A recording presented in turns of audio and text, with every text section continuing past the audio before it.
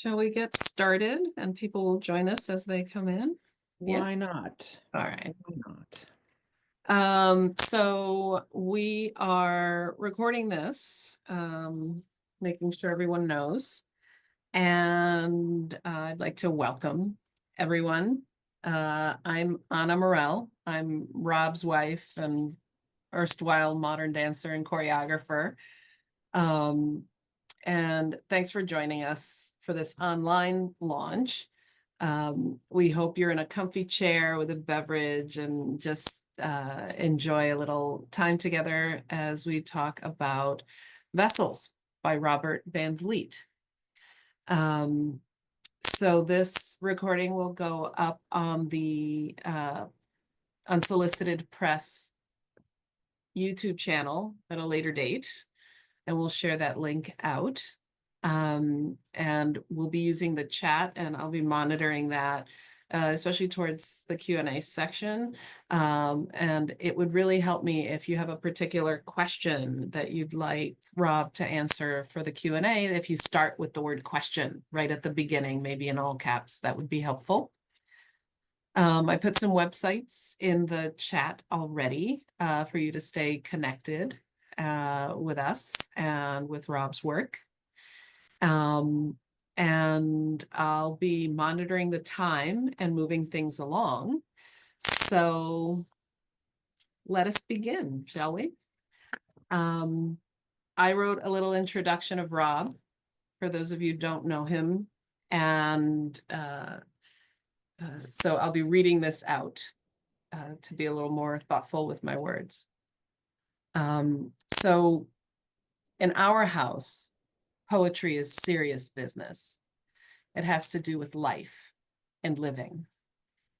What you need to know about the poet, Robert Van Vliet, is that he has spent his life thus far endeavoring to live, to understand, to listen. We met here many winters ago. He was born in Chicago and raised in the cosmopolitan yet intrepid Twin Cities. So we met here. After adventures across the nation, we discovered, much to Rob's surprise, chagrin, and dismay, I would add, that we needed 4 sharply delineated seasons. So we moved back to the place where we are happiest, Minnesota. Rob began writing as part of his journal pages requirement at the lower school at St. Paul Academy and Summit School. Rob writes every day, with a typical day beginning at 4 or 5 a.m. Throughout the day, he distinguishes between personal journal, a log of activities, the grocery list, and playing with ideas, sounds, and words. This is serious business for Rob, so he often goofs off and messes around. I can tell you that the tools of the trade, from pencils to keyboards, to writing prompts to great questions, are the constant subject of conversation in our home. I can tell you that all questions about the work are within bounds for Rob. Lastly, I can tell you that Rob genuinely believes in the power of art. He understands that, as William Carlos Williams explained, it is difficult to get the news from poems. Yet men die miserably every day for lack of what is found there. So without further ado, Rob. Thanks very much. So yes, indeed, Anna, you've been studying me in captivity for many years. And it's true, we have been talking about poetry and art and movement and how all of those things connect to the world for a very long time. I thought that I would jump right in to start reading, but I want to thank everybody for being here. Anna, I want to thank you for hosting this event and being the tech wizard and the facilitator and the host. I think you've got what, 17 screens going, is that right? And for kind of helping me get this this launch, and in fact, the in-person launch a few weeks ago at Next Chapter, helping getting those going for me. So yeah, what I wanted to do was just start by meeting the text, just getting into it. There'll be time enough to talk about where they came from, how they happened, what's going on, all of that after. But I thought if we could just jump right in and here's some poems. The book Vessels, I wrote over the course of about a year and a half, starting, interestingly enough, almost exactly 5 years ago in April of 2020. And I'll get into how the book was constructed later. So I'm going to read a short sequence of poems from each of the three parts. The book was written, it's 3 sections. The first section is called This Folded Path. The second section is called This False Life. And the third section is called This Empty Tongue. So with no further ado, this is a sequence of poems from part 1, This Folded Path, and I'm beginning on poem number 8. Number 8. You work on what has been spoiled, not dwelling too much on who spoiled it and why. They tore up the roots. You plant a new tree. The watchful eye is on you and on them. You do not know what is to come, but neither do they. Like a horn blowing low over the mountains, slow destruction, slow healing. Number 9. Is it enough to sit keeping still as the mountains stand so close together? Is it enough to wish the rain would rise again from the earth?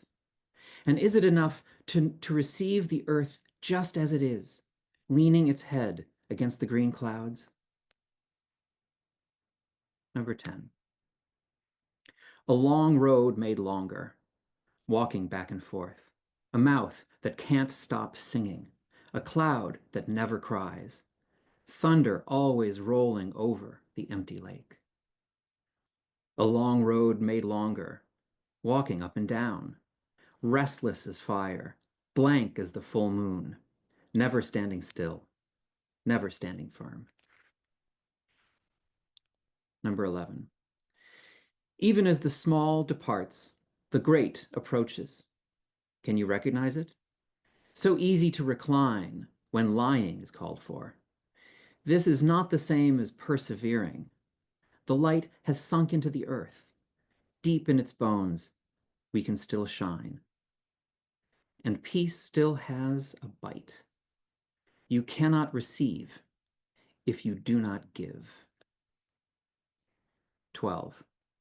This cold summer of interruptions, this persistence, this motley answer, this green misfortune, this lonely person starting out too late, this folded path, this blank rain which has already forgotten all the names for water. Number 13. As lions' teeth smile with their own joyous secrets, at last you give up waiting for riches to rain down on you. And as the moon has turned her back on the lake, you know in your skin that this is the wrong path. Number 14. The wind drives the clouds across heaven. You are like a seed returning to the way. This small movement is full of a taming power. Your skin guesses what your belly knows. This next sequence is from part 2, which is called This False Life. The poems begin with dates, seemingly arbitrary, and we will get into why that is in a few minutes. 29 August. Because I did not know its name, I could not say how long this melody had been in my head. I did not know if it was true or a fragment I had dreamed up. As I walked up Main Street, I sang quietly, but there was no one in the neighborhood who could tell me what I needed to learn. 1 November, 6:30 a.m. This muddy path beneath the early clouds, delicate as fish bones, leaves bright with surprise, their red tongues gossiping, to Hubbard's Bridge to see the gossamer. 23 May, blue sky. We wear it as a bird wears its song, even when we have heard its note and looked for it in vain. The horizon throws itself over us, so big it fits in our pocket, so small we buckle under its weight. 28 October. I am waiting for the ash to stop falling. I am waiting until the earth surprises me with its new name. As I am waiting, dawn throws a veil over the last star, and I see a screech owl sitting on the edge of a hollow hemlock stump. 21 May. In this strange, outlandish world, so barren, so raveled, we think the mysteries are more interesting than the solutions. We trip over things in the dark. We are like fish trying to stand. 11 September. Black vines screen you from the worst of it. Something good comes from the greatest cataclysms. That is the puzzle for each generation, to fix what has been fixed. Every winter we wonder, how much farther is it back to frost, again and again, broken anew each time. 5 December. The tree, a bare staff, wears its song carefully like a reflection of the snow tripping down its tempered branches around a quarter of the way up to the zenith. And 14 March. When they said everything must die, where did you go? You crawled under the foundation, hiding like a bug bite, trying to ignore how the weather painted you with its red impatience.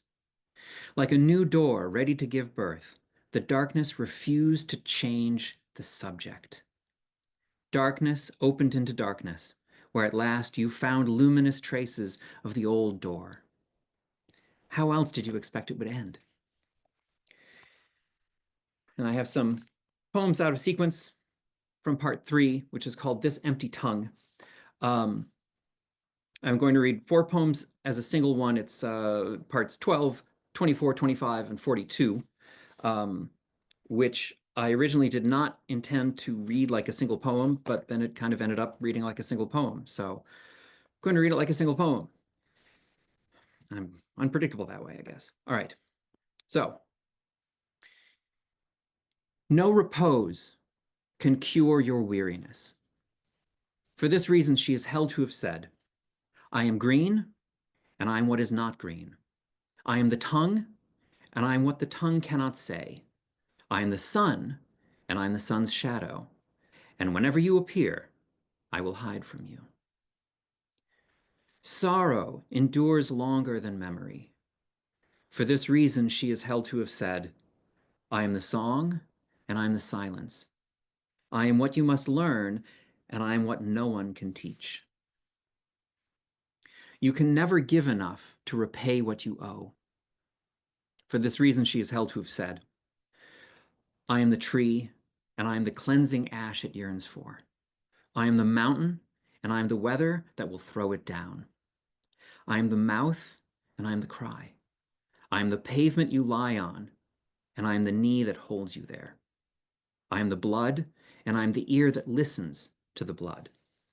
I am the one who stands, and I am the one who runs. I am the liberator, and I am the one bound to the stake. I am forgiveness and vendetta. I am the judgment and the acquittal. And whenever you hide, I will appear. 15. Because I trusted you with all my strength, I thought it fine to swallow my anger like a moon, sit motionless as you threw acid and daggers at everything I thought I loved, until I loved only the hope of trust and the dream of you at last dissolving your daggers in the acid. And together we would watch the sun rise like forgiveness. 5. What seems black to the eye might simply be another bird, and we stand waiting as our future slowly drinks the sun. And future has been corrected by a later hand to torture. 28. It is your custom. Refuse everything. Teach nothing. Bolt your doors every night and say to yourselves, when will they come and take back what is theirs? 31. What passes for drink on this parched and transient steppe will have to satisfy you, or you will never find rest. You worry at your destiny without a thought to the root that holds you where you stay. You cannot simply sever it like a hair. You cannot simply ride away before a train of dust. This mean and abashed outpost, which will soon be erased like hoof marks after the spring floods, was once a metropolis, always above you like the sun. But the sun will set. And lastly, I wanted to read something else. When I finished all the poems of part 1 and part 2 and part 3, during the last summer as I was editing and revising and working on it, I felt like there was still something missing from the work as a text. So what I did was I took all of the words of all of the poems, stripped all their punctuation and line breaks until they were just huge single paragraphs. Then I formatted them differently into long, like newspaper columns, cut them up, shuffled them, printed them back together again, and then went very quickly and grabbed words that looked like patterns to me. And from that exercise, I ended up generating, I think, 14 longer poems that now appear intermittently throughout the book. This is where it gets a little complicated. The poems in parts 1 and 2 were built from the poems of part 3, and the things in part 3 were built from parts 1 and 2. So they're these little fragments that echo from section to section, back and forth.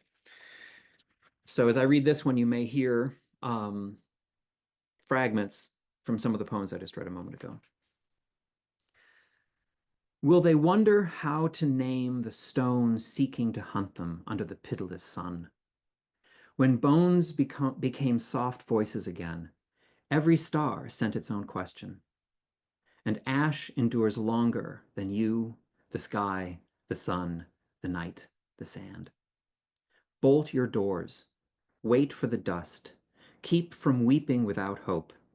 The future will have to satisfy you, where you will soon be erased. The sun, an argument in the cloud, like a mask.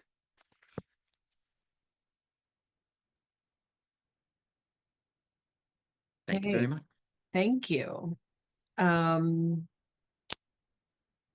after that introduction to the work, we're going to take this in sections. I thought we would break it up a little bit into sections to understand a little more and dive in. We're beginning with, there'll be 3 sections to this. We'll begin with meaning making, because we are humans. We are meaning makers and pattern seekers. And Rob, as a writer, I believe relies on that. And then the architecture and the building process of this work. And if we have time, delve a little more into Rob's writing process in general. So we begin with meaning making. And I hand it over to Rob to begin under that theme.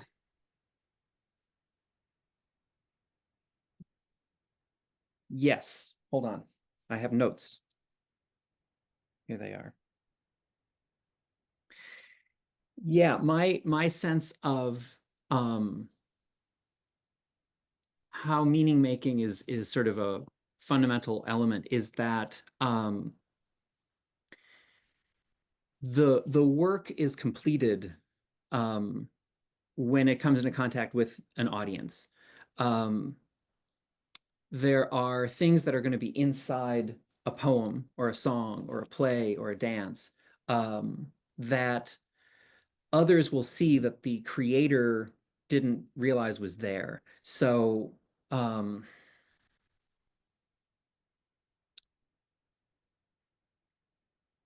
so I think of the text as sort of a script or a score that isn't finished until it's performed.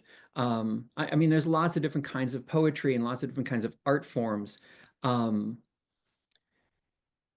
but the idea that a work is completed through this relationship of the artist, the creator, making something and then someone else encountering it, that to me is a fundamental to all art, frankly. So we begin with the role of the reader and some reading out loud, I think. yeah, let's do that, because I think that you know, I read a bunch of poems that apparently I wrote a while ago, and I don't necessarily think of them as canonical performances. I think that if we were to, you know, hand out the same poem to 100 people and ask them to kind of read it out loud and perform it, and try to tease out how to speak it, we'd come up with a whole bunch of different poems. They would all have within range. They would all feel different. So I think to that end, maybe we'll take turns and we'll each read a poem. Yeah. And I think you wanted to do 11 June. Yep. So Yeah, on, let me find that 59. page 59 for those reading from the hymnal. Shall I go ahead? Are you ready? I am ready. All right. So 11 June. 2 yards of politeness do not make society for me. I will ask you to walk with me, listening to your 10,000 names for smoke. I will ask how you cleave to your ancestors. You will tell me the sun dies every evening, and together we will sing of its trip through our future to emerge reborn at dawn. There is no harmony without dissonance. Right on. 2 yards of politeness do not make society for me. Instead, I will ask you to walk with me, listening to your 10,000 names for smoke. I will ask how you cleave to your ancestors. You will tell me the sun dies every evening, and together we will sing of its trip through our future to emerge reborn at dawn. There is no harmony without dissonance. So to dig into that a bit, Rob, what are your expectations of the reader? And what is your responsibility as the writer? If you could speak to that. Yeah. Well, yeah, I mean, definitely the role of the reader,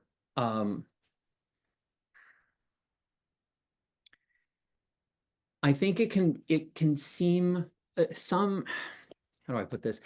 I feel like the role of the reader is one of engaged observation and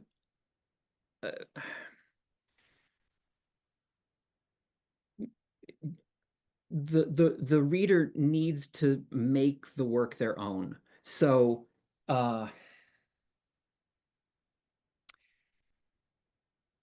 what I find myself doing when I write something is to try to create a space or an event that will allow the reader to move through it somehow. Um, I think when I was much younger, I think I started with this sense that um, the reader was essentially passive, that they were receiving, the author, the poet, I have something to say, and now you're going to listen to me, and I'm going to tell you what it means to be sad, or whatever. Um, which ironically went against exactly the way I always engaged in art as a, even like in high school, you'd listen to a song and you thought you knew what the song was about, and then later you realize it had a completely different meaning than because you misinterpreted a word or whatever, or you listened to it during a particular time in your life and it was infused with meaning that literally had nothing to do with the song at all, because it was, you're driving around in the summer and it's a summer song, or whatever. So for me, there's this relationship between the author and the reader where they each are going to create something that wasn't there before. And just because this is already here and you haven't read it yet doesn't mean that it is finished and is a complete object that means something. You make it mean something. Um, Yeah, we've talked about the relationship right. with the work that the writer Right. has and then the reader has as well. I think importantly, right now, with what all is happening in the world, it's necessary to also ask, so where does your work fit into the business of art as political statement? Um, Yeah. and how does that come into play when you're when you're finding what comes out on the page? Right. And I think that's always sort of a fraught question. Um, and especially now in this era, because I think that there are people who believe that art is sort of entertainment. It's palliative. It's just amusing. And how can It art can be? be. It's Yeah. one And of the how can, things yeah, it can be. it can, exactly. It can be. But that's not all it is. And that, even art that seems apolitical, that does seem genuinely just amusing or whatever, even there, that is a political choice, either to directly state something, or to avoid talking about it or whatever. My feeling is that regardless of whether a work seems explicitly infused with a political opinion, um, I feel like art always helps people consider other possibilities, other options, other um, worlds. That the familiar encourages more familiarity, and then that kind of it makes us kind of become entrenched in what we are already comfortable with and what we already know and what we already want to ignore. And art at its best can kind of startle us out of that entrenchment, um, either by encountering perspectives or opinions or views that are unfamiliar to us, or encountering things that are very familiar, but in an environment or in a context that had struck us as strange. Um, that is, I had never imagined that someone like that would feel the same as me. So there's this um, empathy that can be created in encountering art. Um, we can discover that people unfamiliar to us have familiar feelings, or familiar perspectives. And I think we're living in an era right now that is deeply obsessed with polarities, with either or, for, against. Um, and I think that too is something art can help with, that it breaks us out of that polarity by showing us that we don't have all the answers. We certainly don't even have many of the questions. Um, So, and as I said in my afterword, poems are made of the world, which means the world is going to get into poems anyway. And so even when I was writing things that I thought I was just having a good time moving words around on the page, I would look at them later and realize that they were deeply infused with me engaging with, struggling with what was going on out in the world at the time. They weren't, ripped from the headlines or anything, but they were very much engaging in what I was seeing in the headlines every day. So, I think you wanted to read yes, from yes, page that's right. 84, I think. It's a good Page 80, example page of what you're 84, talking yeah. about. And even as I feel like I read a few just now too, where as I was reading them, I thought, oh, that's okay, that's kind of political. 84.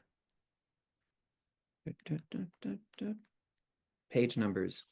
Great invention. Hats off.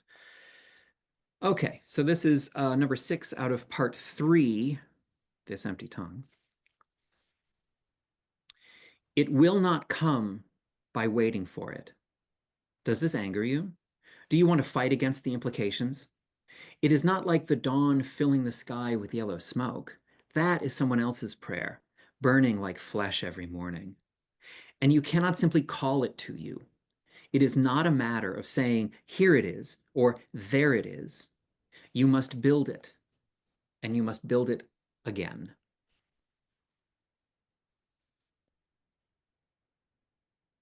I think that that's a good transition to the architecture of this work, knowing the intent behind and then how the meaning Yeah, can be sussed out. definitely. So let's dig into a little more of the building process here. Sure. And uh, walk us through the process from the chance operation game, the source texts, and then what I think of as the good stuff, the editing and refining of what the game produced. Yeah. So, in summary, in April of 2020, right in the first few decades of lockdown, um, I found that I was just, it seemed at the time like I was just sitting in my chair doing nothing and doom scrolling, as they say, and all of that. And so I set myself the task of I wanted to sit down 10 minutes and just write something each day. And the first few times I tried that, it was literally just regurgitating the news. It was just me processing, and it was just raw journaling, frankly, which has its place, to be clear. But I was already doing that anyway. I was already journaling and kind of working through what I was thinking and feeling and so forth. What I wanted to do is actually build something, because that's what I do. I build poems, and I wasn't doing that. So I played with a lot of different exercises and prompts and games to kind of generate ideas and words. And the one that I settled on was where you take 5 words, you take some kind of saying or phrase or something, and then you give yourself 10 minutes to try to write something that's basically 10 lines long using those 5 words and using that adage or phrase or saying. How I modified that, though, was I decided that I would choose the words and the text at random moments before sitting down, so I wouldn't have any idea ahead of time what the words were going to be. So what I did was I found this thing called the Swadesh list, which was developed by a linguist named Huckleberry. I don't know what his name was. Huckleberry Swadesh. James, Frank, Bob, Leo, Kevin, something. And what he wanted to do was develop a list of words that corresponded to some fundamental culture-independent concepts that are most likely to exist in every language, no matter what. Like, everybody has a word for the sun. Everybody has a word for hand, mother, father, things like this. Obviously, there have been ongoing debates about what words are truly culture free? Like, are there concepts that are actually culture bound? So the list has shrunk and grown over the years. I found 120 of them, and they were all very basic words like tree and ash and smoke and egg and numbers and colors and things like this. And I rolled my D&D dice, and I came up with a whole bunch of sets of 5 words. Then for the adage, I picked books at random, which sometimes went very badly. In the end, part 1, this folded path, I used the I Ching. Part 2, and now the great mystery will be revealed, I used Thoreau's journal, and the source text is what gives the title of each poem. The source text was from a particular journal entry, and so that is 11 November, October 12th, whatever. And then part 3, I used, and I will try to be brief on this, I used a thing called the Nag Hammadi Library. Back in the 200s, when Bishop Irenaeus was on his book burning spree and destroying all non-canonical religious texts, some monks at a small monastery near the modern town of Nag Hammadi in Egypt buried a whole bunch of their books that were not sanctioned. They obviously thought they were going to be able to come back and get them in a couple of months or a couple of years, but they stayed buried until 1945, when somebody found them, dug them up, and then eventually, long story short, very long story short, like Indiana Jones, long story short, they finally made it into the hands of academics who translated them into all sorts of languages. So there are all sorts of very weird texts in this. All these gospels that were rejected, and they're all mostly Gnostic. So the Gnostics believed that Jesus wasn't here to save humanity, but to liberate them into greater self-knowledge. He was essentially, to the Gnostics, a psychopomp, a teacher. And that if you moved through the process, you would become as enlightened as Jesus, and you would become essentially the same, which is probably not very orthodox. So the Nag Hammadi Library have all of these weird texts, and I thought these would be great because they're very strange. So every day I sat down, rolled the dice, picked my 5 words, picked a line, and then set a timer for 10 minutes. That generated the first drafts of, and I think I probably did about 30 to 40 each run. And I did 6 or 7 passes, which resulted in these 3 finals. I used a dictionary for one, which was a disaster. I tried to use the Pre-Socratics, which was a disaster. I tried to use I forget, somebody else, and it was a disaster. But these 3 turned out okay. So that, in short, is how these poems got generated. Then I spent about a year shuffling them around, figuring out their sequencing. There are a few that are Frankenstein monsters that are broken apart and put back together, but that's basically it. Yeah, it was I'd quite like a to, yeah, it was so, and this is ongoing and it's repeatable, and it let you dig into the words, which I observed you doing, so it really let you engage with it. We have a great question, and there's some other questions we've gotten in at the in-person book launch, which I can also introduce. But there was one question thus far, so about the work. Yeah. How do you think randomness of images gives us different ways of knowing? Huh. So speaking to randomness, I think. Yeah, that to me Randomness is and knowing. yeah, that is just such a fundamental, that is such a good question. And I will preface it by saying I probably could go on and on about that. And actually, this goes back to my comment about the political. There are things we know that we don't realize we know, just as there are things we don't know that we think we know.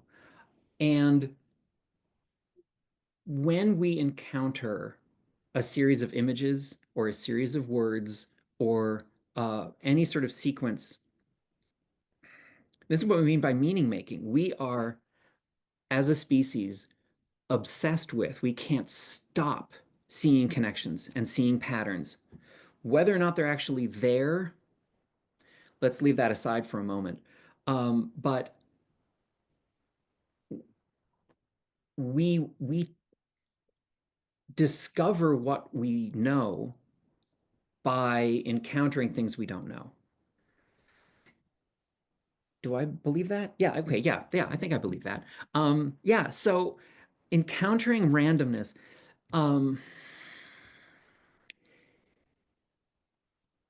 if you are open to discovery and you want and you are curious, anything can be a trigger to learning something if you are open to it.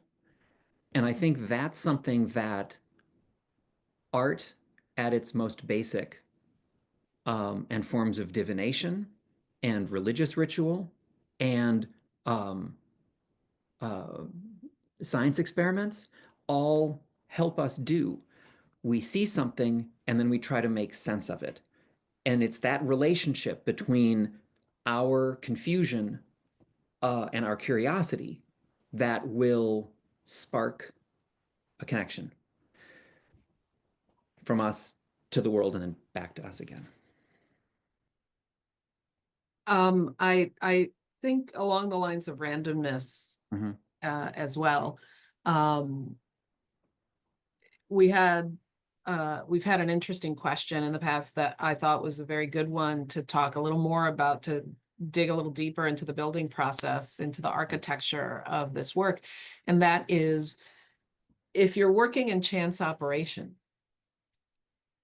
how dare you edit? Right. The chance Right. operation, of course, being the thing that you're that's what you're aiming for. That's where Right. you landed, and now you're going to mess with it. Aren't you undoing the chance operation? Can you Right. speak to how you use that, kind of where your relationship to it in your work? Because this isn't the only art you've ever created. You've Right. written a lot of other poetry. You've worked in other art forms, and what's the deal? Yeah. Yeah, I feel like randomness and chance operations and rolling dice and not knowing ahead of time what's going to happen is just another form of constraint. Um, Traditional poetry, we used, take the sonnet form. You have 14 lines, a particular kind of rhyme scheme, and a certain number of stressed syllables per line. That helps you make decisions. At root, that's one of the fundamental things that a formal structure helps you do. It helps you make decisions. Instead of having every single word in the entire English language as an option, now you have to find a word that rhymes with, prelapsarian or chili.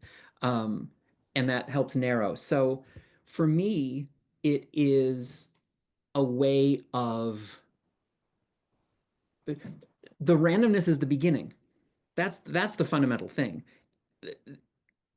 If I was truly committed to randomness, I would simply make a bunch of ink blots and be done with it and say, here.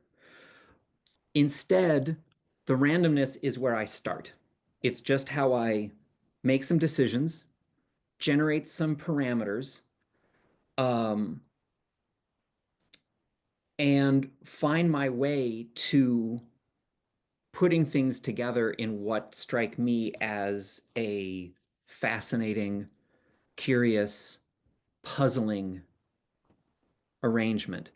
Um, because if I'm confused, then that means that the reader is going to be confused as well. And that's a good place to start. Another great question. In your opinion, how do we come to the same thing, art, culture, experiences, from different perspectives? How do we find commonality? Can I start you off Because I know Yeah, we've talked about we this. have. I know. Yeah. So I'm gonna dare to jump in here and start you off a little because there's um the I think that art is many things. It doesn't need to be one thing. So it's not only about the relationship of the writer to the piece. It's not only about the relationship of the reader to the piece. It's not only about your individual finding of of the perspective you find there. It's also, it can also be about how is this received by other people? This is why talking about it is important. Why buy it for a friend and read it together and talk about what you're both finding there, and you might be surprised. I remember reading Don DeLillo's White Noise, and I was cracking up. And Rob was like, what are you reading? And he's like, that's not a funny book. I know. Well, I had just I read thought it was Nature. hilarious. Yeah. Yeah. And So I later went back and I realized it was such black comedy. I mean, it was such dark. And it's funny because I love dark humor. And yet this seemed to be like way too dark. And I was just taking it so seriously and like, oh my God, this is yeah. horrible. And you were laughing and like, what do you? Yeah. Yeah. So Um, commonality is also helping someone see that there's another way to look at it. So yeah. that's kind of my 2 cents on it. But Rob, Yeah. you No, should I speak a actually I little don't more I'm not fully. sure. I'm not sure what I would add to that because exactly right. Like the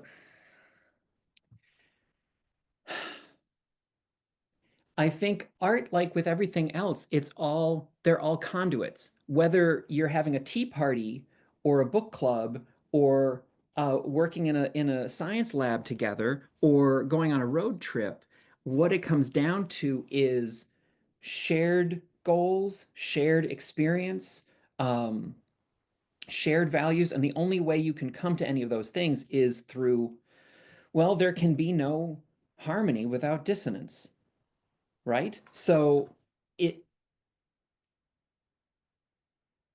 it art is where things start, it's sometimes where things end, but it's obviously not the only thing.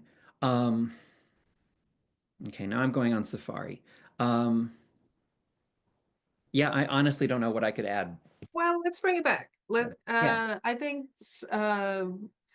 this would be a good time to talk about your writing process. And I think a good place to ground this with respect to this particular book is not just what you just talked about the process of writing this book, but about who accompanies you on your writing journey. And I'm thinking in particular of Henry David Thoreau and Lou Welch.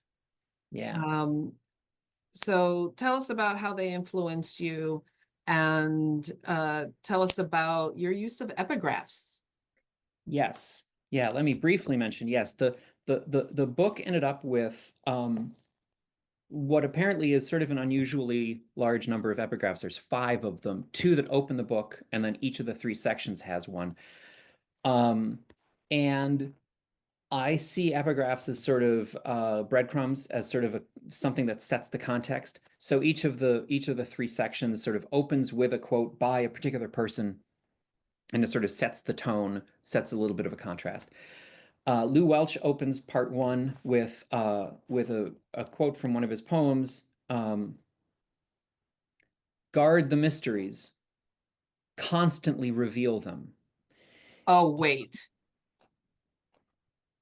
You want me to read it the Oh, real come way? on. Do the Okay, thing. all right. Do the thing. Guard the mysteries, constantly reveal them. Rob's Yeah, impersonation of Lou Welch. yeah, yeah. He was a very charismatic performer. Um, and uh, I liked when I first read Lou Welch back in, I don't know when, college, I guess. He had this wonderful way of sounding like he was writing a letter to you, but it also seemed very divinatory. It also seemed very religious. It also seemed very irreverent and, almost obscene and shocking, classic sort of Bay Area beat 1950s stuff. And that play between humor and seriousness and contradictions was very appealing to me. Having been a philosophy major with a minor in Monty Python, this was very appealing. Um, Thoreau, on the other hand, he's been a very huge influence on me as a person as well as a writer. And I feel like he's been different people to me throughout my life. I mean, he started out as sort of I love that he was sort of a refusenik and like Bartleby Scrivener, I would prefer not to, and kind of an upstream swimmer, which was one of my dad's nicknames for me. That's what he called me. Um, and then later I kind of discovered that he was a science writer, that he was so precise in his observations. That's really what blew me away when I first started reading Walden again and noticing that his observations about like the bubbles freezing in the ice and how small they were and how many there were per whatever. And I realized you can write science and be poetic at the same time. So that breakdown of that line between science and art, um, the breakdown between art and religion, the breakdown between art and science, to me was huge. Um, Good. yeah. Um, I got a great question, another great question. Thank you for your questions. Kate says, what surprised you the most in the process of writing and putting together this book? Great question. And that actually goes to my editing process. Um, after I would write a poem, I would set it aside sometimes for months. So the poems, for instance, of part one, which I wrote in April of 2020, I didn't look at them again probably until the summer or late fall, so 6 or 8 months later. And that experience of encountering the poems again after so long, I was a different person. And I'd forgotten if I had been trying to say something or whatever. So I was encountering it the way anybody else would. I'd always read these things and go, what's he talking about? What does it mean? Except I had the luxury of being able to just change it. Like, well, that doesn't make sense. I'm going to change that and make that better. Um, Sometimes I had the presence of mind to just leave it mostly and let it be what it was. But for me, there are so many poems in here that I this sounds so weird to say, but I don't understand how I wrote some of these poems. Like some of them I think are actually kind of good, and that kind of blows me away. So I think for me, the biggest surprise was um, how fruitful the process really was. When I finally trusted it, I generated some really interesting, good poems that I was actually kind of proud of. Um, And anybody who creates knows that uh, that's a really rare thing. We work and we work and we work and we generate stuff and we go through drafts and we go through processes.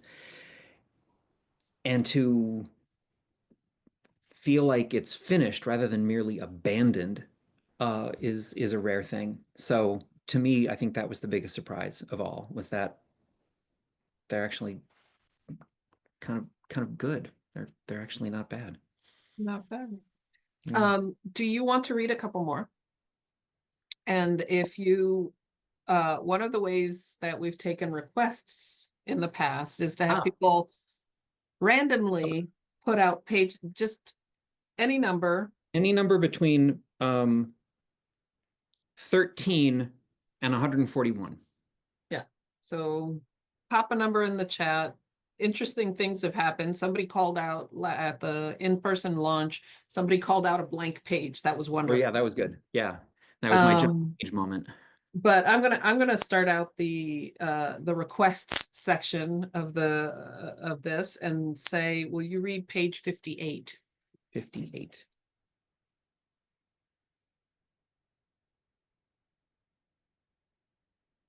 Oh, I'm sorry, this is classified. I can't, no, kidding. Yeah. Okay. This is, oh yeah, okay, this is good. Oh, I'm going to read it, but I'm going to tell you the 5 words and the passage. This is a passage from 28 November 1850 in Thoreau's journal. The passage is, "The farmers are beginning to pick up their dead wood." And the 5 words were sun, true, anger, place, sleep. So I'll call them out as I get to them. 28 November. "You hope each morning that every place beneath the sun is true, even anger, which you visit like a favorite motel. Bags of ice by the office, color TV, swimming pool. Beyond the highway, you watch as the farmers are beginning to pick up their dead wood." We've had some requests. Oh, Uh, all right. 121, please. 121. Yes. Shout out, shout Okay. out from the West Coast. This is an interesting one because I remember this vividly. Right before I wrote this, for some reason, that day I had this stupid childhood thing stuck in my head. You take a dandelion and you go, "Mama had a baby and its head popped off," and you go like that, and you literally pop the dandelion head off. Kids, right? So, 33. "With a syllable that struck you like a long expected blow, or an argument that lingered like a penitential fast, you have come to know the Son of Man. And not just in the cloud beneath you, but in your head, which you strive to pull off like a dandelion. That is, you have come to know yourself." We have had a request for 33. Oh, well, yeah, we did actually. This is our EP All right. single. All right. I did this. I'll do it Yeah. again. Robert Bly used to do that. He was like, I'm going to read it again. So I'm going to read it again. "Will they wonder how to name the stone seeking to hunt them under the pitiless sun? When bones became soft voices again, every star sent its own question. And ash endures longer than you, the sky, the sun, the night, the sand. Bolt your doors. Wait for the dust. Keep from weeping without hope. The future will have to satisfy you, where you will soon be erased. The sun, the sun. An argument in the cloud, like a mask." Any other numbers? No, I think we're concluding that. All right. But that's a fun thing to do. I often ask whether in poetry you're allowed to just read it at random, open to a page and see what you like. Well, I like to do that with poetry books, but the authors, the poets I know, take great offense. They're like, "But I put it together in an order." Exactly. No, I brought So this you're up. going to speak to that and then we'll move on. Yeah, no, it's true. I do recommend mostly to read them in sequence. Many of the poems, when I ended up grouping them together, they kind of made little families, and I like them all together like that. But they were written on their own in isolation. Many of them stand on their own. And I was talking with another poet about this, and she got very upset. She was like, "I spent time organizing this. You are going to read it in a chair, sit down from beginning to end." So, are you the kind of person who listens to an album from beginning to end, or on random, or what? I jump around as a reader, so that's really hypocritical of me to be all like, "This is how you do it." So, All yeah. right. So thank you, Rob, for this beautiful work. I'd like to thank everyone for joining us for this online launch. And in the chat, I shared out where you can buy the book or sign up for Rob's newsletter for information on when this recording posts and other events that we're lining up. And I'm hoping he'll conduct an online workshop or two because it's a lot of fun to mess around with text and see where it takes you um, and kind of find yourself in there and find other things in there. So, Rob, I hand it over to you to close us out. Thanks very much. And thanks everyone for joining us. I want to thank Unsolicited Press for their momentary lapse in judgment in choosing this book to publish it. I still can't believe it's a thing in my hands. I really can't. And of course, most of all, Anna, thank you so much for not just this, but for all of it. It really has been. I mean, I don't want to make a meal of it, but I've been writing for a long, long time. I've been doing this for a very long time, and I think for a while I was letting other people say no for me. And uh, I think this book happened because you said, let somebody else say no to you first. Let them be the ones to decide whether it's worth it or not. And thankfully, I listened. So yeah. So thank you, Anna. Thank you, Unsolicited. Thanks everybody who's out there, everybody who's here, and everybody who just thinks they're here. Um, and and like I said, yes, we'll be posting this online somewhere someday. Eventually, we'll see. Who knows? So All right. Take care, everyone.